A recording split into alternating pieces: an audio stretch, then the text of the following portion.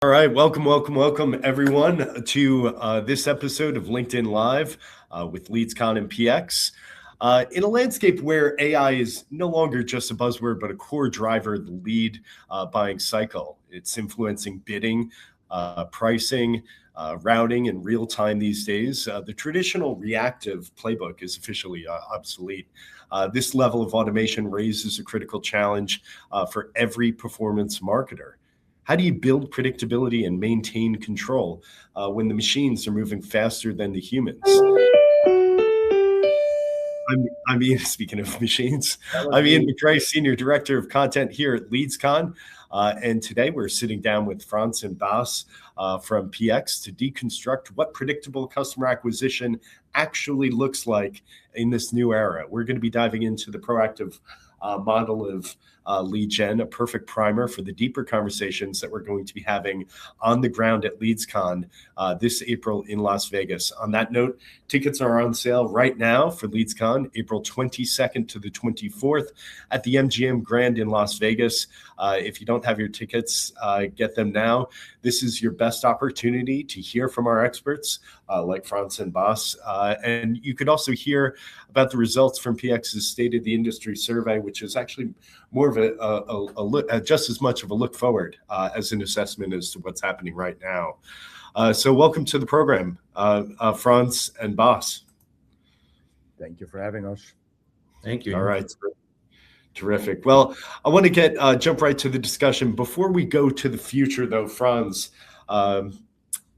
how predictable right now is lead gen right now in today's environment? Can you tell us a little bit about the realities of predictability in lead gen for performance marketers right now? So I would lie if I would say that it's very predictable, everything that's happening and how the future will look like. But there's a lot going on. I think everybody knows, and this is nothing new for anyone that is listening here. AI is here to stay, and it will have an immediate direct impact on our business in one way or the other, and our industry as a whole. So the term predictability is slightly loaded for me. So I would say with what we have now within our control, double down on it and make that as predictable as you can make it by implementing process or automating certain processes that you're already doing today. And the more control that you have over what you know today, what you have today, that at least gives you predictability in your current reality.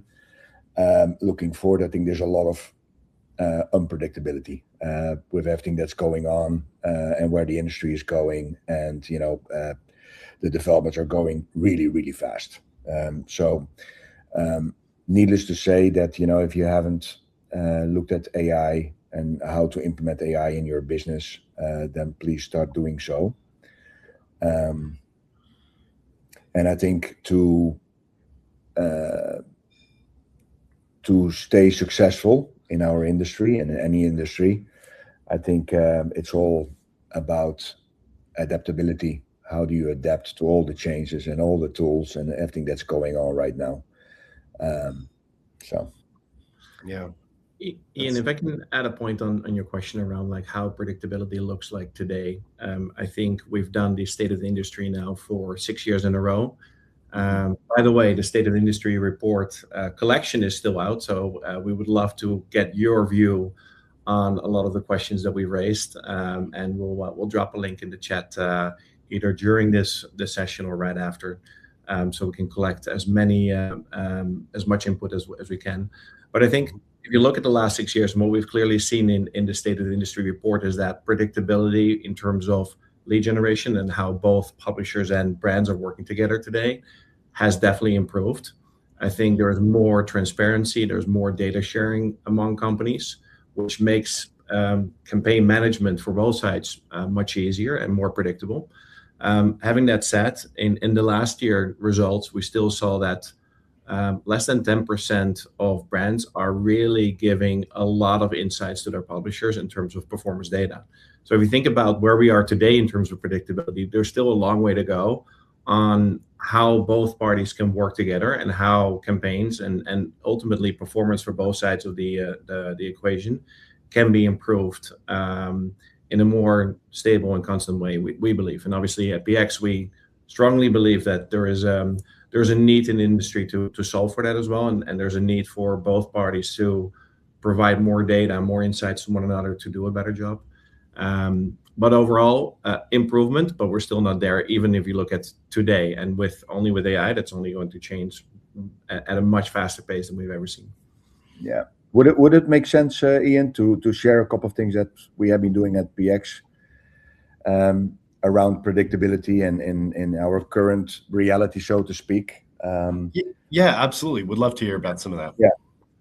So, one of the things that we've done is, and for the ones that know PX and that have been working with PX, they probably know that we're all about dynamic pricing and programmatic bidding of leads and getting the leads at the right price and whatnot. We now fully automated that process. And to give you a little insight, we're probably running around 600 active client campaigns today with about, I would say, and Bas, correct me wrong, the numbers better than I do, but probably around 2,000 sub IDs and publishers. It's impossible to do that manually. So we've applied AI and we've machine learning that we have been doing for years. But now with AI, it all becomes much more manageable. The other thing is that compliance, big part of our activity and everybody in our industry is dealing with compliance in one way or the other.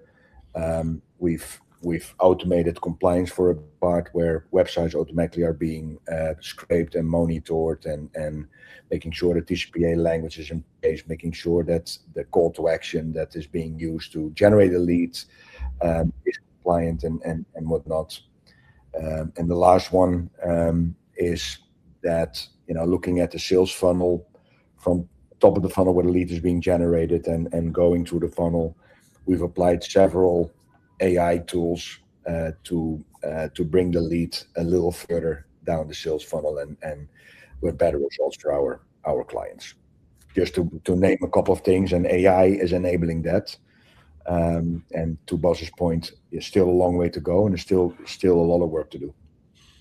Absolutely. But you guys have always been at the forefront of lead generation platform technology. I think it's really helpful to hear just the breadth of and depth of different initiatives that you have going on over there. So that context certainly helps.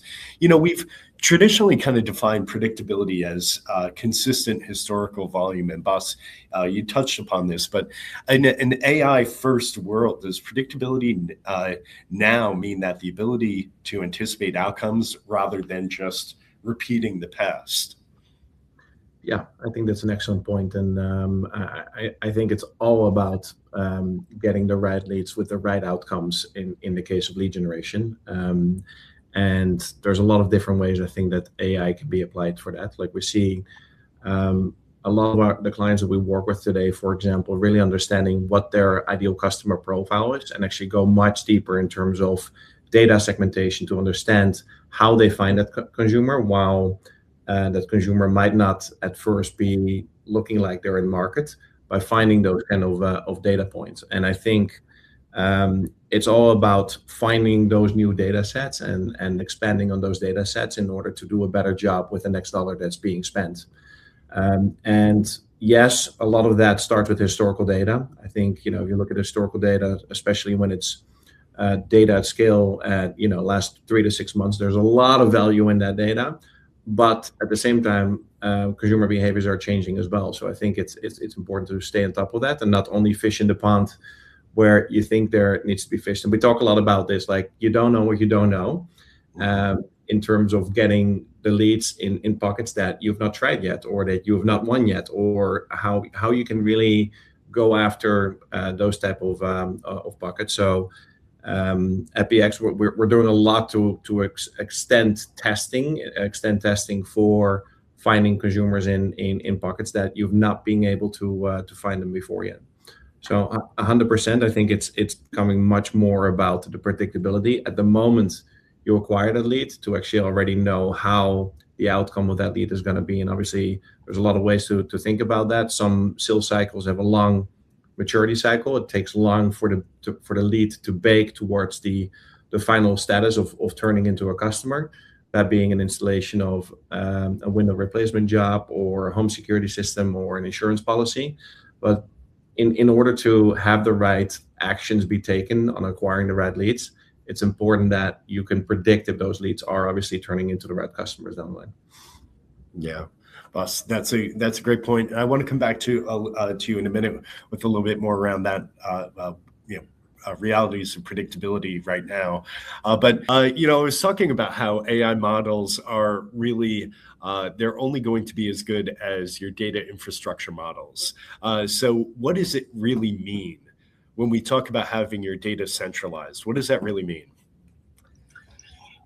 So, well, and let's separate first-party data from second-party data and third-party data and whatnot. We all know that the LLMs and AI in general is running on data, and in this new era, data is crucial for your modeling and for your internal processes.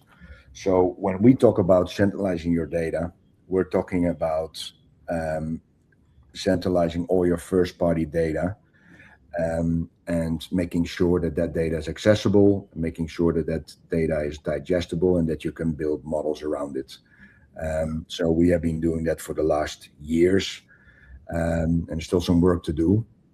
But that is basically the bloodline for any automation and modeling that you want to do. So that's one.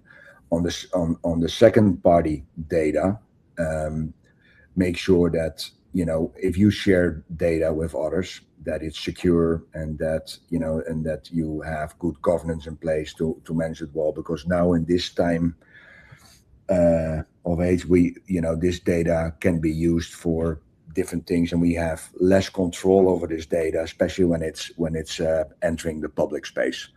So when we say centralize your data, we're mainly talking about